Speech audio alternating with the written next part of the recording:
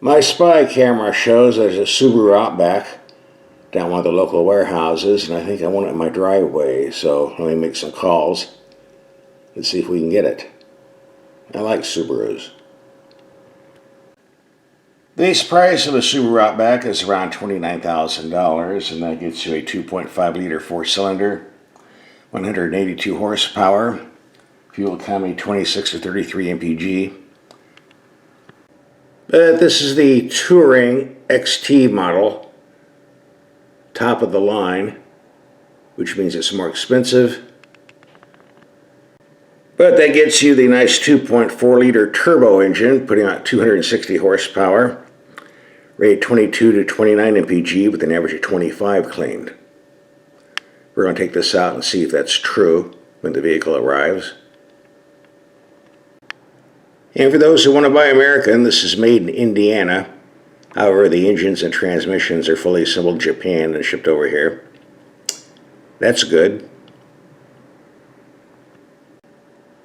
And here's the crash test data for those interested in such things. And here's all the standard equipment you're getting. Well, maybe they tossed in some options here. Not no speeding options on the XT. Everything's supposed to be standard. And they couldn't help themselves. 42 grand. They had to add extra for floor mats. Come on, guys. Shouldn't it be standard? I mean, why do they do this? And here's the total tab.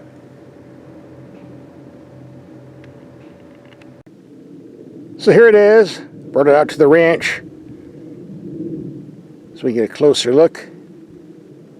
Nice looking vehicle.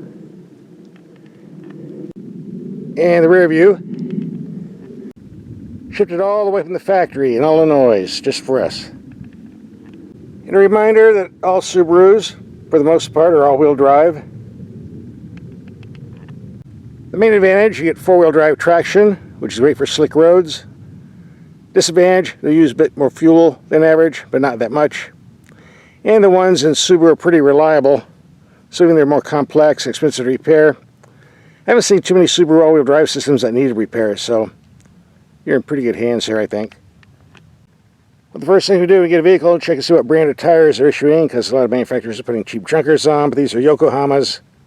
Pretty decent.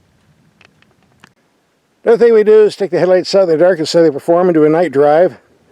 That's a separate video we posted on YouTube. We'll have a link for that at the end of this video. You'll be able to click on that link and get 2 videos for the price of 1. And like other YouTubers, we test to see if the start-stop system is easy to disconnect. That's the program that turns the engine off at a stoplight to save fuel, and it comes back on when you hit the gas. Very annoying system. A lot of people don't want it. They want to disconnect it. Nice if you have a button on the dash instead of having to go through the info screen.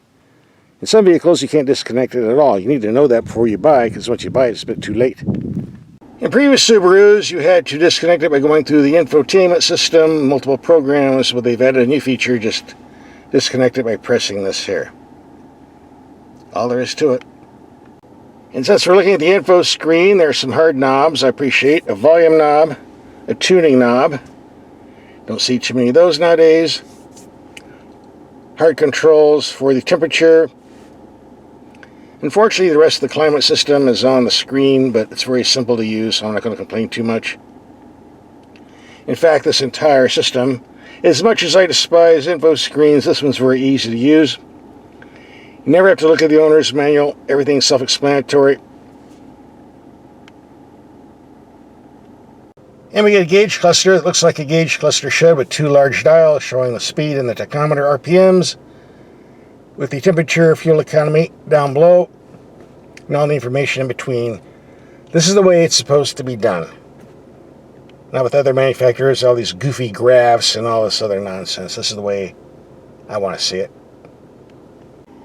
And this comes with a CVT transmission, and yeah, I know what you're thinking, CVTs suck, but this one's programmed to operate like an 8-speed automatic, and why not put an 8-speed in anyway? I don't know why Subaru does that, but it shifts great. You would never know it's a CVT in normal operation, so can't complain about that. We have paddle shifters on the steering wheel where they belong. Not on the steering column like some manufacturers do, which is kind of stupid. And since this is the deluxe model, it has leather trim, and these are very, very nice leather seats. They smell great too. Well, that's what we're paying for.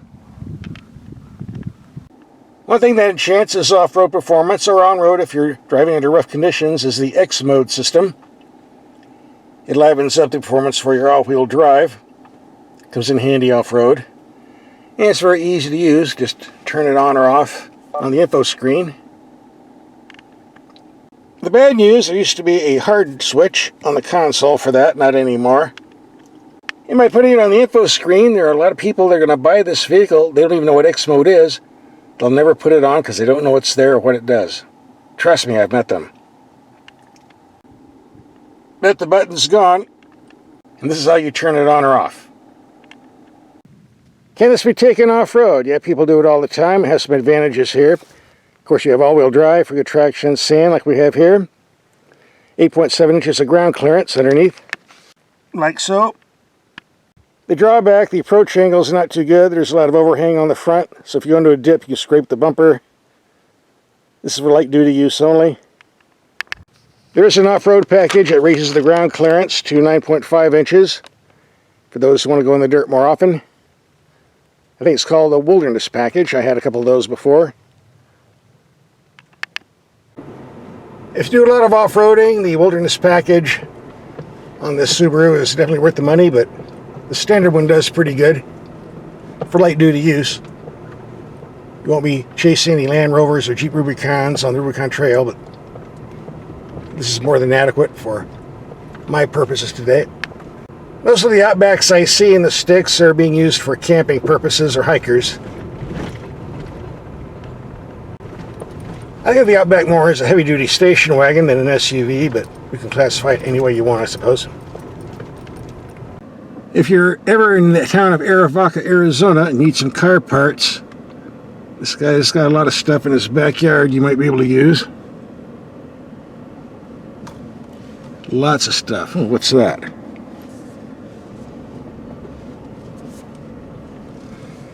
Nice Jeep. What else we got? Trailers, junk. Oh, some nice Chevy and Rams back there. A Chevy Custom Deluxe from the City of Royalton Brush 1 Fire Department. Yeah, that one's almost like new. It's an old Dodge Ram. Well, come get them, they're waiting for you. So let's take this out on the pavement. And one thing I've noticed, the power steering is excellent. Good feeling feedback. Number two, the ride is very smooth and comfortable, even on bumpy roads. And the handling's pretty good. With all-wheel drive, you get better traction on slick roads as well. And the vehicle is very quiet. And these leather seats smell fantastic.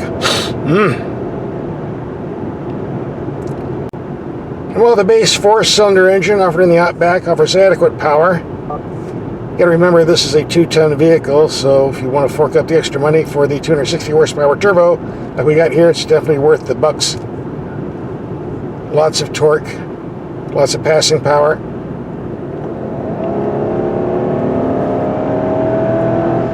Yep, definitely moves out.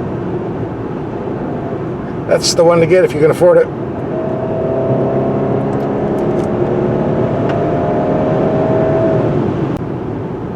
And the brakes are excellent. Great feeling feedback.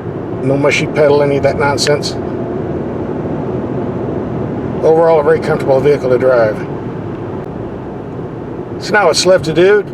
Get some fuel economy numbers. 30.6. This is a nice highway cruiser. Should be great for long trips.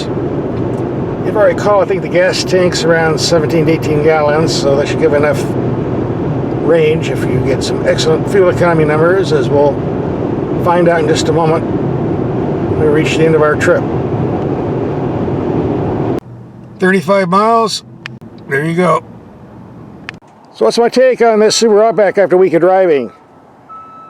Well, if you watched my videos in the past, I'm really not a fan of four-cylinder turbo engines, especially when they're heavy SUVs. They usually don't work out very well. Often underpowered, fuel economy numbers don't match. That's not a problem here. This is a good motor, got plenty of power, decent fuel economy. And overall, the vehicle's built well. And a bit expensive, but what isn't nowadays? If you're looking for a nice city commuter that can be taken off-road occasionally, this might be for you. I didn't have any major complaints. And if you want to see how the headlights perform in the dark and do a night drive, there's a link coming up. Click and watch. You're already here. Might as well.